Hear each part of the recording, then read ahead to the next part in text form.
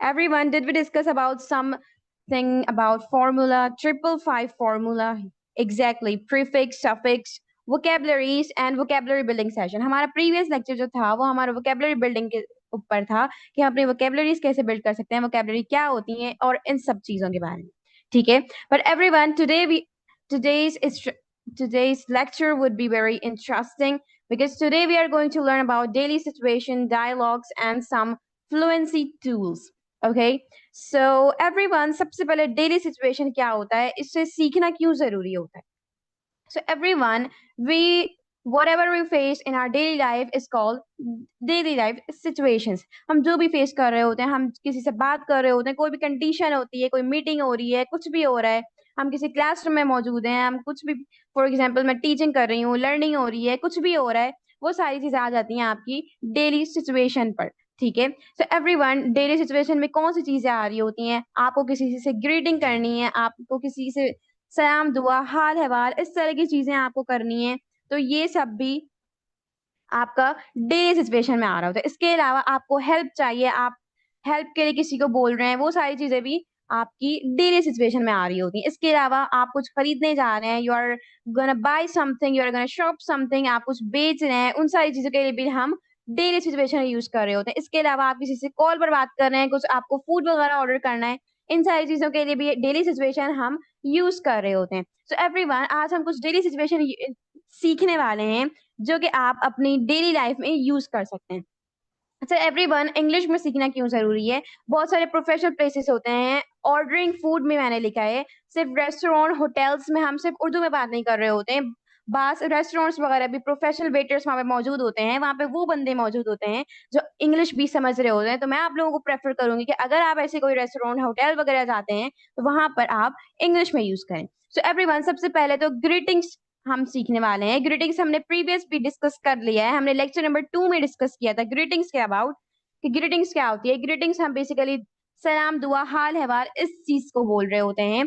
तो एवरीवन, जब भी आप किसी से मिलते हैं, आप किस तरह से कह सकते हैं? आप कह सकते हैं hi, how you doing today. Everyone, ये जो how are you doing today ये जो लिखा हुआ है, इसकी जो मीनिंग हाउ आर यू ही होती है, बट इसके जो प्रोनाउंसिएशन है, अमेरिकन इसको how are you doing today के अलावा वो इस तरह से भी कह रहे होते हैं, वो कह रहे होते हैं हाउ आर डूइंग टुडे. वो how are you doing today बहुत कम बोल रहे होते हैं, वो बेसिकली क्या बोल रहे होते हैं, हाउ यू डूइंग टुडे. वो आर को बिल्कुल कंप्लीटली साइलेंट कर देते हैं, वो यू और डूइंग यूज कर रहे होते हैं, like hi, how you doing today.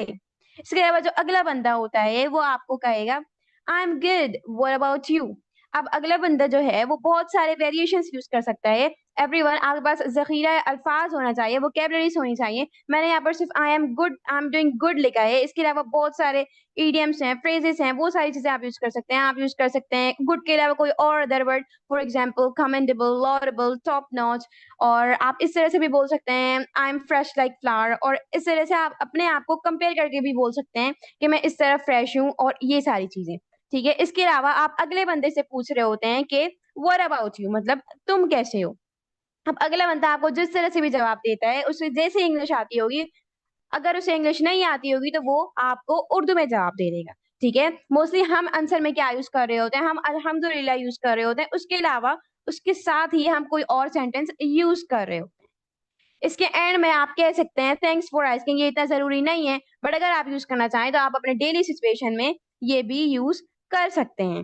ठीक है? सो एवरीवन, ग्रीटिंग्स के लिए तो हमारे पास ये 3 बेसिक से सेंटेंसेस आ गए. इसके अलावा अगर हम कहीं पे शॉपिंग के लिए जाते हैं, कुछ हमें बाय करने हैं कोई चीजें, मॉल्स वगैरह में आप बेसिकली इंग्लिश में यूज कर सकते हैं. इसके अलावा ऑनलाइन आप बाय कर रहे होते हैं कुछ चीजें, तो उन सारी चीजों में भी आप इंग्लिश यूज कर सकते हैं.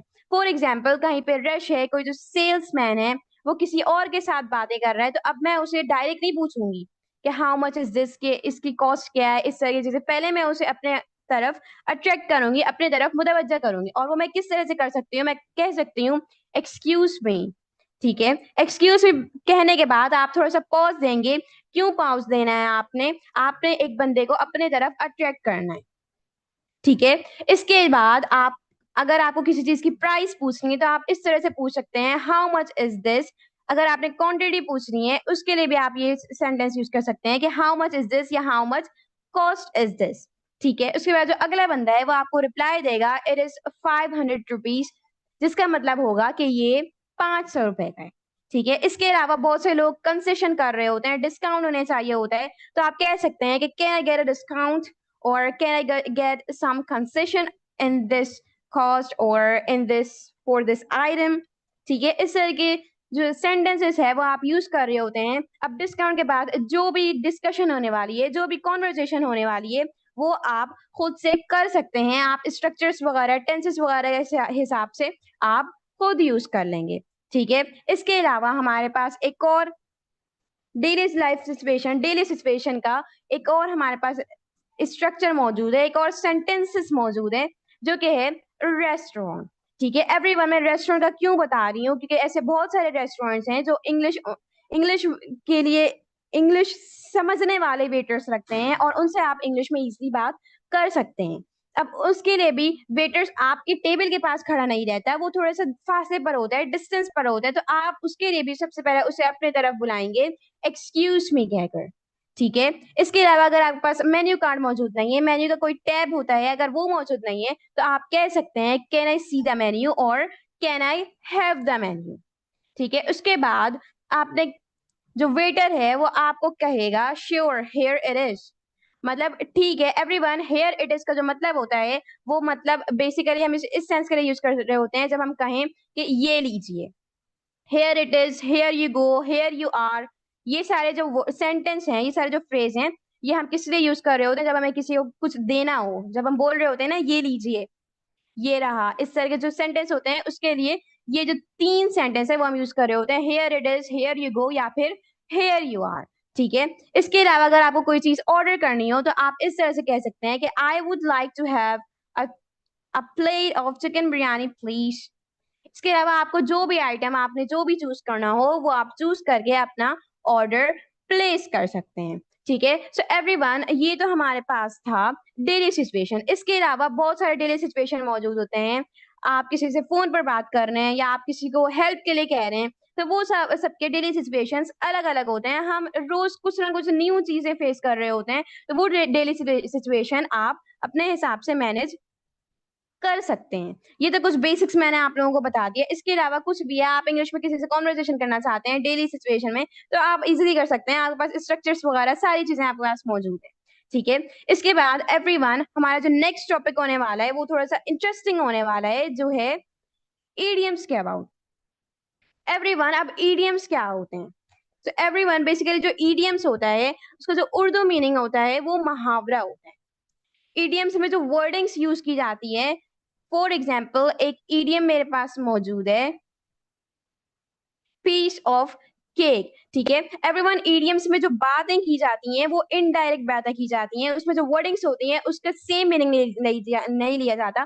फॉर एग्जाम्पल एक ईडियम मेरे पास पीस ऑफ केक मौजूद है, सो एवरीवन, यहाँ पे पीस ऑफ केक का मतलब केक का कोई पीस के हवाले से इसमें बात नहीं की जा रही, यहाँ पे एक इनडायरेक्ट बात की जा रही है। एवरीवन, जो भी ईडियम्स होता है, जब भी वो आप उसे किसी आप जब भी ईडियम को सुनते हैं तो आपको meaning word to word translate नहीं करना होता है, उसका जो मीनिंग निकल रहा होता है वो इनडायरेक्ट निकल रहा होता है, वो उसकी जो मीनिंग है उस वो आपको सर्च आउट करनी पड़ती है। ठीक है, ईडियम्स आपको कभी भी सेंस नहीं दे रहा होता, ये 100% इसमें जो वर्डिंग यूज की जाती है इसका जो मीनिंग है 100% डिफरेंट यूज किया जाता है। ठीक है, फॉर एग्जाम्पल यहाँ पे पीस ऑफ केक मौजूद है, इस पीस ऑफ केक का मतलब क्या होता है? इस पीस ऑफ केक का मतलब होता है वेरी इजी, एफर्टलेस, कोई भी ऐसा काम जो आसान हो। For example the exam was a piece of cake for me, मतलब जो एग्जाम था वो मेरे लिए बहुत ही आसान था।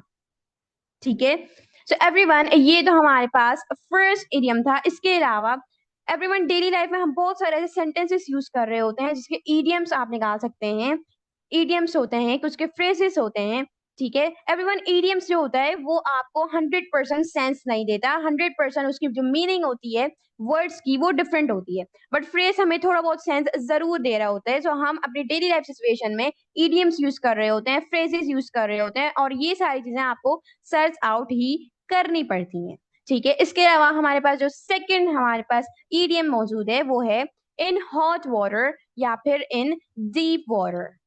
ठीक है, एवरीवन, इन हॉट वाटर या फिर इन डीप वाटर क्या मतलब होता है? इसका जो मतलब होता है वो होता है मैं परेशानी में हूं, मैं मुश्किल में हूं। ठीक है। For example, he was in hot water after coming late in class. मतलब वो मुश्किल में था, वो परेशानी फेस कर रहा था जब वो क्लास में लेट आया। उसको पनिशमेंट मिली होगी या कोई भी ऐसा सिचुएशन उसने फेस किया होगा लेट आने के बाद। ठीक है। इसके अलावा एक और हमारे पास इडियम मौजूद है, that is break a leg. Everyone, break a leg का यहाँ पर आप कोई और सेंस नहीं ले सकते, क्योंकि ये एक इडियम है। इसका जो मतलब होता है, इसका मतलब होता है बेस्ट ऑफ लक। हम कह रहे होते हैं best of luck, you will do it best. तो ये इसके जगह, बेस्ट ऑफ लक की जगह हम ब्रेक अ लेग भी यूज कर सकते हैं। For example, you are performing tonight, break a leg. मतलब आज तुम परफॉर्म करने वाले हो, तुम्हारा कोई भी परफॉर्मेंस है, उसके लिए बेस्ट ऑफ लक। ठीक है। So everyone, break a leg का जो मतलब होता है वो मतलब होता है best of luck. You can use break a leg rather than best of luck. ठीक है।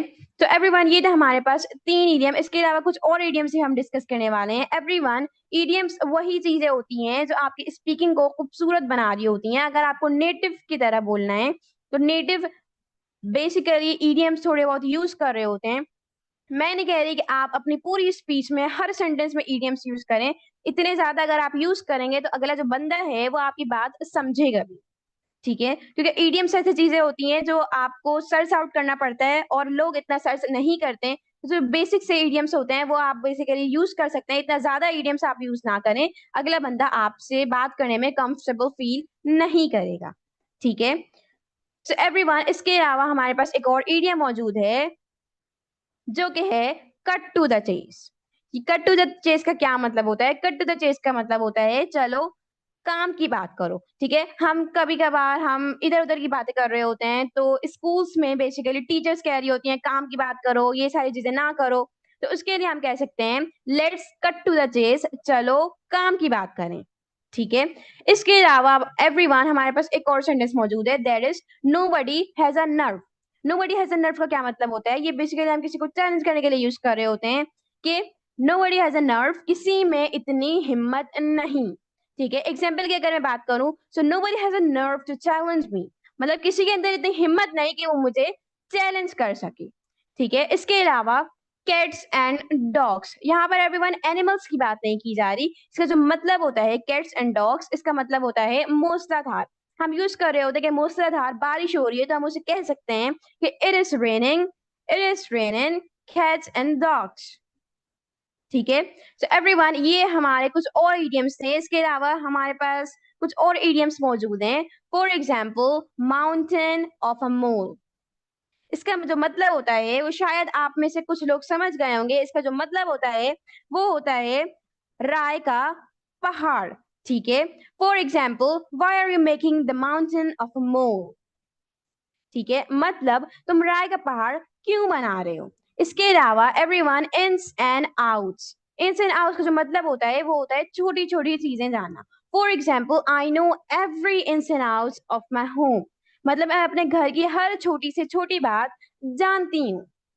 इसके अलावा everyone, how fine of you. आपने शायद ये मीम्स भी सुना होगा कि हम बोल रहे होते हैं क्या बात है तुम्हारी। ठीक है। ये बेसिकली हम कब यूज करते हैं? जब कोई बंदा काम खराब कर देता है, हम बेसिकली उस वक्त यूज कर रहे होते हैं, हम कह रहे होते हैं क्या बात है तुम्हारी।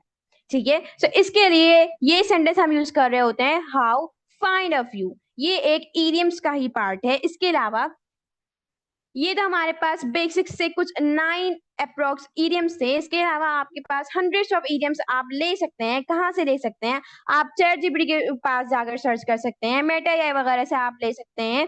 ठीक है। वो आपको डेली लाइफ इडियम्स इजीली दे देगा। ठीक है। इसके अलावा एवरीवन, फॉर अंडरस्टैंडिंग। अब ये कुछ हमारे पास सेंटेंस है। अगर आप फ्रीलांसिंग आपका गोल है, अगर आप किसी से मीटिंग करते हैं किसी नेटिव बंदे से, और अगर आपको इतनी फ्लुएंट इंग्लिश नहीं आती, तो अब आपको समझना कैसे है उसके बारे में हम डिस्कस कर लेते हैं। एवरीवन, बासों का जो नेटिव स्पीकर्स होते हैं उनकी फ्लुएंसी इतनी ज्यादा होती है कि आपको समझने में परेशानी होती है। बहुत दफा कॉल सेंटर्स में ये चीजें बंदा फेस कर रहा होता है, एक एम्प्लॉय फेस कर रहा होता है।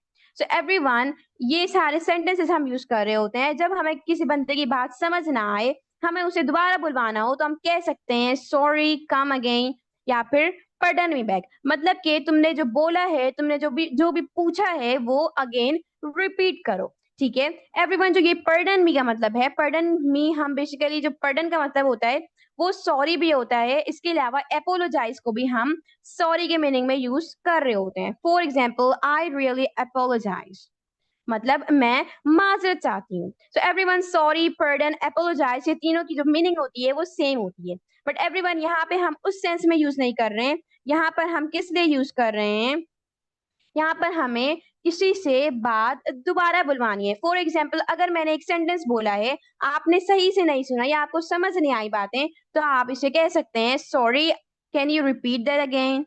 ठीक है, इसके अलावा एक और सेंटेंस मौजूद है, could you refresh your word so I get you easily. Everyone, ये सेंटेंस हम कब यूज करते हैं, अब ईडियम्स मैंने बोला, ईडियम्स में हम इनडायरेक्टली बात कर रहे होते हैं, जो वर्ड्स होते हैं उसका सेंस हमें इतना समझ नहीं आ रहा होता। सो अगर कोई बंदा ज्यादा ईडियम्स यूज कर रहा है और आपको ईडियम्स की मीनिंग नहीं पता है, तो आप कह सकते हैं कुड यू रीफ्रेज या फिर could you replace your word so I get you easily. मतलब क्या आप अपनी वर्डिंग चेंज कर सकती हैं, आप अपने बात को किसी और अल्फाज में समझा सकती हैं, तो मैं आपको इजली गेट कर लूंगी। ठीक है, सो एवरीवन, ये एक जो सेंटेंस था, जब हम किसी कोई बंदा एडवांस वर्ड्स यूज कर रहा होता है, एडवांस वोकेबलरीज, इडियम्स वगैरह यूज कर रहा होता है, तब हम ये सेंटेंस यूज कर रहे होते हैं। अब इसके बाद एवरीवन एक और बड़ी प्रॉब्लम आती है जो कि है फ्लुएंसी। ठीक है, बात होगा जो नेटिव स्पीकर्स होते हैं उनकी जो फ्लुएंसी होती है वो बहुत ज्यादा होती है, क्योंकि एक्शन की वजह से फ्लुएंसी ज्यादा लग रही होती है और वो समझने में थोड़ी मुश्किल का सामना करना पड़ता है बहुत से लोगों को। सो उसके लिए आप कह सकते हैं would you mind if you get little slower, मतलब क्या आप अपनी फ्लुएंसी को थोड़ा कम कर सकते हैं ताकि मैं इजिली समझ सकूं। ठीक है, would you mind if you get little slower.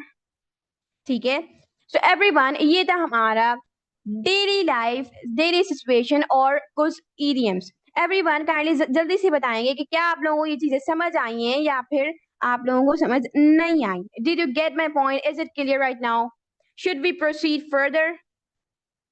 Yes everyone, should we proceed further, हमें आगे बढ़ना चाहिए, समझ आ गई ये चीजें? Yes, obviously. Okay, perfect. So everyone, इसके बाद हमारा जो नेक्स्ट टॉपिक होने वाला है वो होने वाला है WH वर्ड्स। प्रीवियस क्लासेस में किसी स्टूडेंट ने कहा था कि WH वर्ड्स क्या होते हैं, इसके बारे में बता दें। सो एवरीवन, आज हम डिस्कस करने वाले हैं WH वर्ड्स क्या होते हैं। ठीक है एवरीवन, WH वर्ड्स बेसिकली हम क्वेश्चंस के लिए यूज कर रहे होते हैं। जैसे कि आप लोगों को पता होगा कि क्वेश्चंस के दो टाइप होते हैं, एक होता है इंफॉर्मेटिव क्वेश्चन, एक होता है कंफर्मेटिव क्वेश्चन। इंफॉर्मेटिव क्वेश्चन में हम क्या करते हैं, हम रीजन जान रहे होते हैं कि अगर कोई काम हुआ है, अगर कोई चीज हुई है, तो वो कैसे हुई है, वो क्यों हुई है, रीजन हम पता कर रहे होते हैं। ठीक है, इसके अलावा जो कंफर्मेशन क्वेश्चन होता है उसमें हम किसी चीज को क्लियर कर रहे होते हैं, क्या ये चीज ऐसे ही हुई है, हम किसी चीज को कंफर्म कर रहे होते हैं। ठीक है, तो हम एवरीवन, हमें रीजन जानने के लिए ये कुछ वर्ड्स होते हैं, इसको हम यूज कर रहे होते हैं। ठीक है, तो इसे हम WH वर्ड्स बोल रहे होते हैं। ठीक है, बट एवरीवन, WH वर्ड्स का हर किसी मतलब नहीं है कि इसके स्टार्टिंग में WH आएगा। हाउ जो है, हाउ भी एक WH वर्ड का हिस्सा है। ठीक है, अब हम पहले मीनिंग जान लेते हैं, देन हम यूज करेंगे इसे अपने सेंटेंसेस में, देन हम जानेंगे कि अगर इसकी दो मीनिंग होती है तो क्यों होती है। एवरीवन, इंग्लिश में एक वर्ड के अप्रोक्स 8 मीनिंग्स हो सकती हैं। ठीक है, तो एवरीवन, सबसे पहले वर्ड, इसका जो मतलब है वो आप लोगों को पहले जो पता ही होगा, इसका जो पहला मतलब होता है वो होता है क्या। इसके अलावा इसका जो सेकंड मतलब होता है वो होता है जो। इसी तरह जो हु है हमारे पास, एवरीवन, हु की जो मीनिंग होती है वो होती है कौन। कौन के अलावा इसकी जो मीनिंग होती है वो हम सेकंड सेंस में यूज कर रहे होते हैं, इसको भी हम जो के लिए यूज कर रहे होते हैं। बट इसे कहाँ जो के लिए यूज करना है, कहाँ कौन के लिए यूज करना है, ये हम आगे डिस्कस करने वाले हैं। इसके अलावा वेयर की भी दो मीनिंग होती है, एक होती है कहाँ और जो दूसरी होती है वो होती है जहाँ। ठीक है, इसके अलावा विच की मीनिंग कौन सा, विच की भी मीनिंग हम जो यूज कर रहे होते हैं। ठीक है, इसके अलावा अगर मैं बात करूं व्हेन की, सो एवरीवन, व्हेन हम यूज कर रहे होते हैं जब हम किसी से बात करें और हम यूज करें वर्ड जब या फिर कब। सही है, इसके अलावा एवरीवन वाई आप लोगों को पता होगा हम क्यों के लिए यूज कर रहे होते हैं, हाउ हम कैसे के लिए यूज कर रहे होते हैं। इसके अलावा जो व्हेन है, सॉरी, जो whom है हमारे पास मौजूद, इसका जो मतलब होता है, इसका मतलब होता है किससे। ठीक है, इसके अलावा ये हूं नहीं है, इसका ये हुस है, हुस का जो मतलब होता है वो होता है किसका। आपने छोटे में सुना होगा कि हुज पेन इज दिस, मतलब ये किसका पेन है। और इस तरह के जो सेंटेंसेस होते हैं वो हम हुज की मदद से बना रहे होते हैं, वो हु वर्ड नहीं यूज किया जाता, वो हुज वर्ड यूज किया जाता है। ठीक है। अब एवरीवन, अब हमें कैसे पता चले कि कहाँ पे वर्ड की मीनिंग क्या यूज की गई है, कहाँ पे इसकी मीनिंग जो यूज की गई है, अब हमें तो नहीं पता। सो एवरीवन,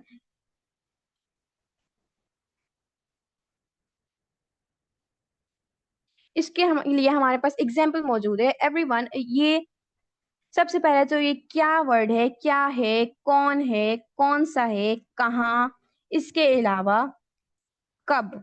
ये जो वर्ड है ये हम अपने सेंटेंस में नहीं यूज करते, ये हम अपने क्वेश्चन में यूज करते हैं।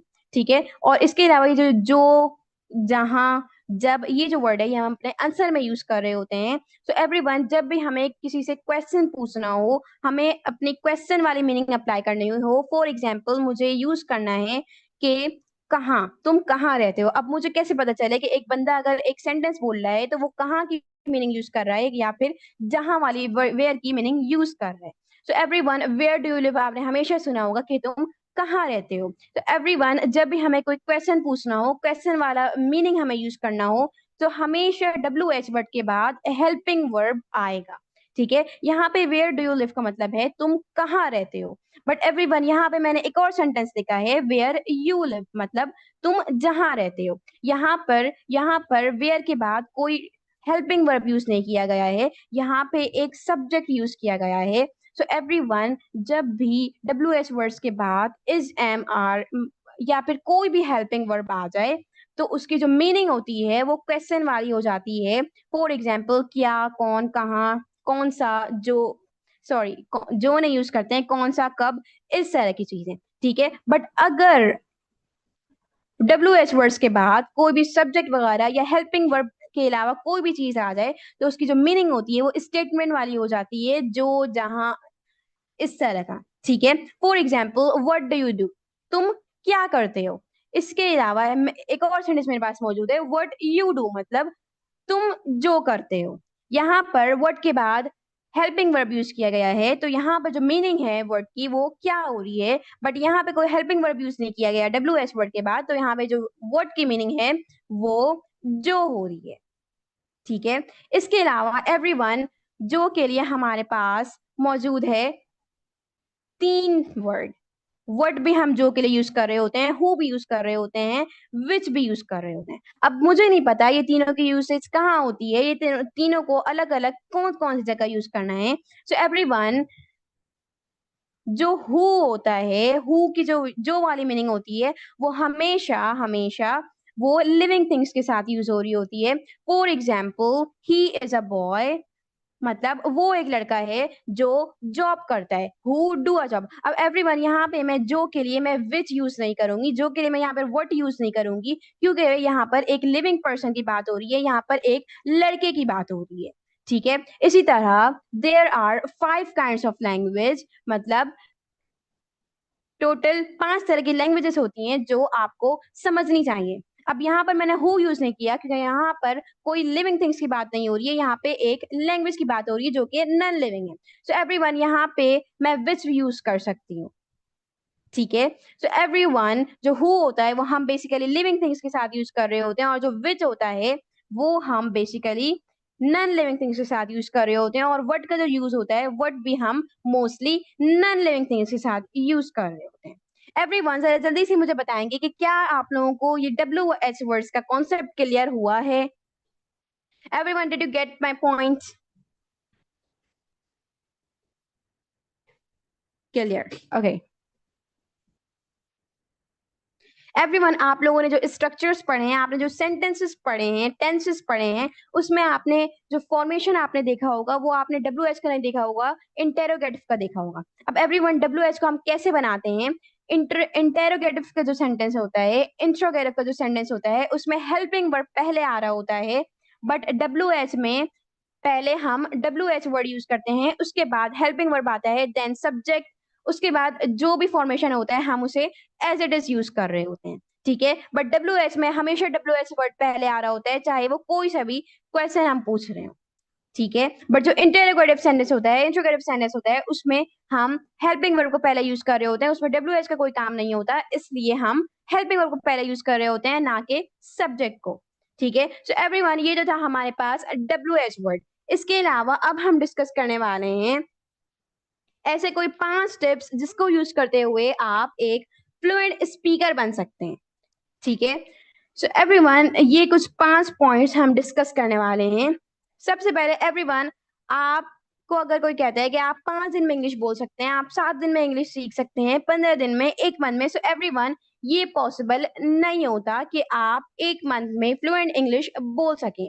ठीक है, यस, आप 1 मंथ में एसेंशियल इंग्लिश जरूर आप सीख सकते हैं, और अगर आप प्रैक्टिस करें तो आप एसेंशियल इंग्लिश के अलावा आप एक फ्लुएंट स्पीकर भी बन सकते हैं। बट एवरीवन, अगर मैं बात करूं कि आप 1 साल से इंग्लिश सीख रहे हैं, बट आप रोज प्रैक्टिस नहीं करते हैं, आप 1 मिनट भी नहीं देते इंग्लिश को, या आप हफ्ते में सिर्फ 5 से 10 मिनट दे देते हैं, और आप चाहते हैं कि आपको 1 मंथ में इंग्लिश आ जाए, सो एवरीवन, ये पॉसिबल नहीं है। फिर ये तो वही बात हो गई कि खीर भी खानी है और आपको चीनी भी ऐड नहीं करनी। सो एवरीवन, अगर आप प्रैक्टिस करते हैं तो आप 1 मंथ में भी फ्लुएंट स्पीकर बन सकते हैं। बट एवरीवन, इंग्लिश फ्लुएंटली बोलने के लिए इंग्लिश से ज्यादा जो चीज मैटर करती है, वो मैटर करती है आपका कॉन्फिडेंस। ठीक है, एवरीवन, जो इंग्लिश हम बोलते हैं उसमें आपकी जो स्पीकिंग होती है वो सिर्फ और सिर्फ 7% मैटर करती है।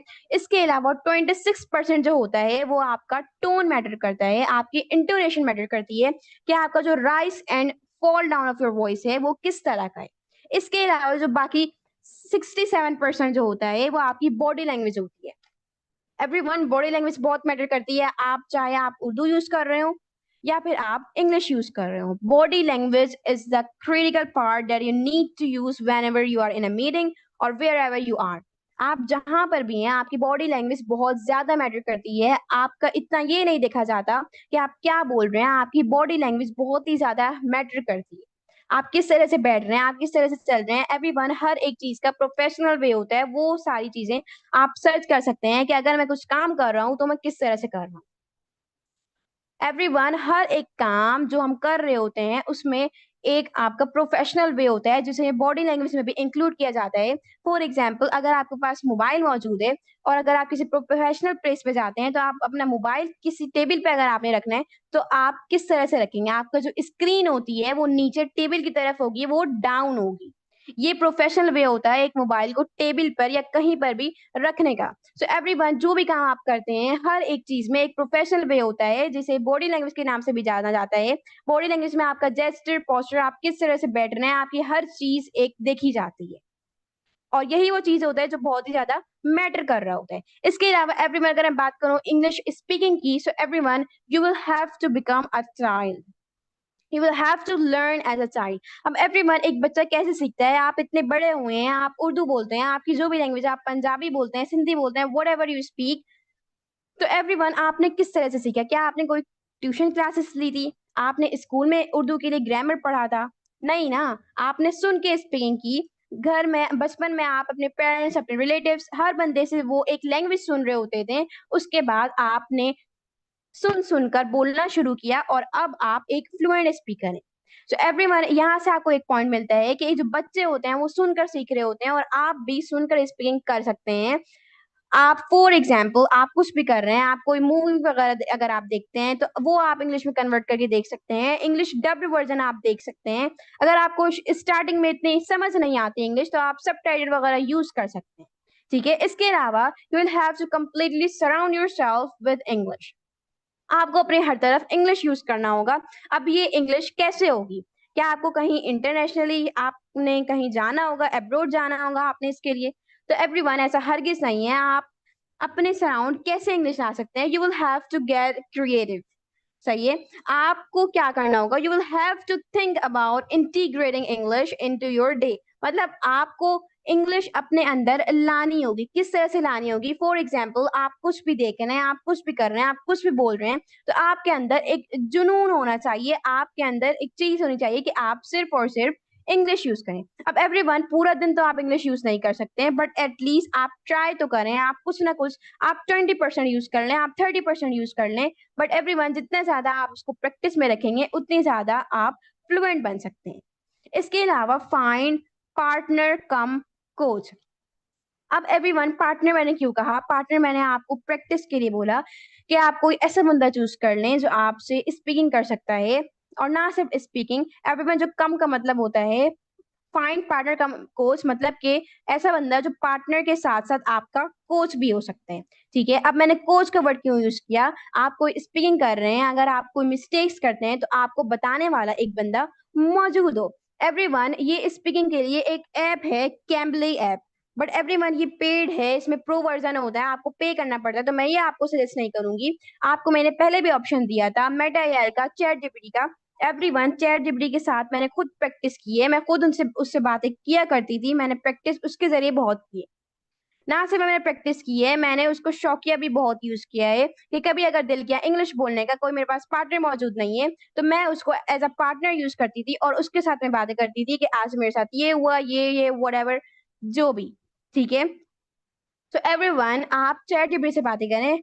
आप उसे वॉइस नोट अपना सेंड कर सकते हैं मेटा एआई पे। अगर चैट जीपीटी पे बहुत से लोगों को समझ नहीं आता कि वॉइस कैसे उसको उसे फॉरवर्ड करना है, सो आप मेटा एआई पे इजीली बात कर सकते हैं, वो आपको इजी आंसर दे सकता है। जैसे व्हाट्सएप आप किसी से चैट कर रहे होते हैं, मेटा एआई पे भी आप उसी तरह चैट कर सकते हैं। ठीक है, इसके अलावा जो फोर्थ चीज हमारे पास आ जाती है, वो आती है focus on learning chunks of English language. Everyone, आपने चंक्स सीखने हैं, आपने स्टार्टिंग में चंक्स से स्पीकिंग स्टार्ट करनी है, आपने ईडियम सीखने हैं, फ्रेजेस सीखने हैं, वोकैबुलरीज आपके पास होनी चाहिए, कलेक्शन ऑफ वर्ड्स आपके पास होने चाहिए, ताकि जब आप अपनी स्पीकिंग स्टार्ट करें तो आप रुके ना, आपके पास लैक ऑफ वोकैबुलरीज ना हो, आप बीच में किसी भी कम्युनिकेशन में स्टक ना हो। क्योंकि ईडियम्स, फ्रेजेस, वोकैबुलरीज ये ऐसी चीज होती हैं जो आपको फ्लुएंट बना रही होती हैं, आपको स्पीकिंग में हेल्प कर रही होती हैं। ठीक है, एवरीवन, इसके अलावा you will have to speak. अब बहुत से लोग होते हैं वो प्रैक्टिस नहीं करते हैं, सो एवरीवन, अगर आप प्रैक्टिस नहीं करेंगे तो आप कुछ भी नहीं कर सकते। एक कोटेशन आप कह सकते हैं कि to master the art of speaking, obsessive practice is essential. आपके अंदर एक जुनून होना चाहिए कोई चीज सीखने का। मैं ये नहीं कह रही इंग्लिश का, कोई भी आप स्किल सीखना है, कुछ भी आप सीखना है, अगर आपके अंदर जुनून नहीं है, आपके अंदर लगन नहीं है कोई चीज सीखने की, आपके अंदर अर्ज नहीं है, तो आप कोई भी काम नहीं कर सकते हैं, आप कोई भी चीज नहीं सीख सकते। आप भले सीख लें, बट आपको उसमें कमांड हासिल नहीं होगा। So everyone, practice practice practice, everything depends on practice. ठीक है, तो एवरीवन, ये थे हमारे कुछ 5 पॉइंट्स जिससे आप यूज करके अपने स्पीकिंग को फ्लुएंट बना सकते हैं। इसके अलावा एवरीवन, मैं आपको सजेस्ट करूंगी कि आप ईडियम्स यूज करें, आप ईडियम्स ज्यादा ना यूज करें, बट आप जब किसी से स्पीकिंग करें तो आप कुछ ना कुछ ईडियम जरूर यूज कर लें। For example, once in a blue moon, जिसका मतलब होता है कभी कभार। इस तरह के जो वो वर्ड्स होते हैं, ईडियम्स होते हैं, या आप अपने स्पीकिंग में यूज करें। जब आप कोई ईडियम्स यूज कर रहे होते हैं तो थोड़ी बहुत आपकी जो स्पीच होती है वो इंटरेस्टिंग लग रही होती है, फैसिनेटिंग लग रही होती है। ठीक है, ईडियम्स हो गया, फ्रेजेस हो गए, इस तरह की जो चीजें होती हैं वो आप यूज करें, या आपकी स्पीकिंग को एक अच्छा साउंड देता है। When ever you use idioms, phrases and these kind of things, so your speech feels sounds good. ठीक है, इसके अलावा एवरीवन, प्रीवियस क्लास में हमने कोई डिक्शनरी के बारे में डिस्कस किया था, मैंने आप लोगों को लिंक सेंड नहीं किया, बट एवरीवन, आप जाकर प्ले स्टोर पर सर्च कर सकते हैं। मैंने, अगर मैं पर्सनली अपनी बात करूं, तो मैंने ये 3 डिक्शनरी यूज किए हैं, ये आपको टॉप पर मिल जाएंगे, टॉप रेटेड डिक्शनरी आप इसे कह सकते हैं, जो मैं अभी यूज कर रही हूँ। पहले तो मैंने इन तीनों पर रिसर्च की है, मैंने इन तीनों को यूज किया है जब मैं अपनी लर्निंग स्टेज पर थी। एवरीवन, ये जो डिक्शनरी आपको दिख रही होगी, सो एवरीवन, इसमें ना सिर्फ आप कोई मीनिंग निकाल सकते हैं, इसमें आपको ग्रामर सिखाई जाती है। अगर आप रिटन फॉर्म में आप कोई चीज सीख सकते हैं, कोई लिखी हुई चीज आप रीड करके कोई चीज सीख सकते हैं, तो ये डिक्शनरी आपके लिए बेस्ट होगी। इसमें ना सिर्फ ग्रामर सिखाया जाता है, टेंसेस हैं, ईडियम्स हैं, डेली सिचुएशंस, और भी बहुत सारी इसमें चीजें हैं, बहुत सारे फंक्शंस इसमें मौजूद हैं। इसके अलावा ये डिक्शनरी एक आ जाती है, इसमें आपको अगर एक्सेंट में किसी भी वर्ड का एक्सेंट चाहिए तो आप सेटिंग में जाकर इसका एक्सेंट सेलेक्ट कर सकते हैं कि अगर आपको यूके एक्सेंट सीखना है, आपको यूएस एक्सेंट सीखना है, तो उस तरह से आप इसे सेट कर सकते हैं। इसके अलावा जब भी आप कोई वर्ड इसमें सर्च करेंगे तो आपको ये ना सिर्फ इसकी मीनिंग देगा, इसके साथ-साथ आपको ये डेफिनेशन देगा कि अगर कोई वर्ड है तो उसकी अगर आपको उर्दू में मीनिंग समझ नहीं आ रही, तो आप डेफिनेशन के ज़रिए इसको ईज़िली समझ सकते हैं। इसके अलावा आपको इसके साथ-साथ एग्ज़ाम्पल भी दी जाती है, जिसके साथ जो समझना है वो और भी ज़्यादा आसान हो जाता है। इसके अलावा एवरीवन ये जो एक डिक्शनरी है, इसमें ज़्यादातर वोकैब्युलरीज़ इसमें बहुत ज़्यादा हैं। वोकैब्युलरीज़ की अगर आप स्टडी करना चाहें तो आप इस डिक्शनरी से कर सकते हैं। बट पर्सनली अगर मैं अपनी बात करूँ तो मैं अभी भी इस डिक्शनरी को कभी-कभार मैं यूज़ कर रही होती हूँ, लर्निंग के लिए कह सकते हैं आप। तो और इसके अलावा इस पे मैंने बहुत ज़्यादा रिसर्च की है। जब मैं अपनी लर्निंग स्टेज पर थी, मैंने इसके ज़रिए बहुत सारे टेंसेस सीखे, ग्रामर सीखे, डेली सिचुएशंस मैंने इसके ज़रिए बहुत सीखा। ठीक है? सो एवरीवन अगर आप चाहें तो आप इन 3 डिक्शनरी को भी यूज़ कर सकते हैं। ये मेरा पर्सनल एक्सपीरियंस है, बट अगर आप कोई और यूज़ करना चाहें, आपको अपना पर्सनल कोई एक्सपीरियंस करना हो, तो आप उसे ईज़िली कर सकते हैं। बट प्रीवियस क्लास में एक स्टूडेंट ने पूछा था कि कौन-सी डिक्शनरी बेस्ट है?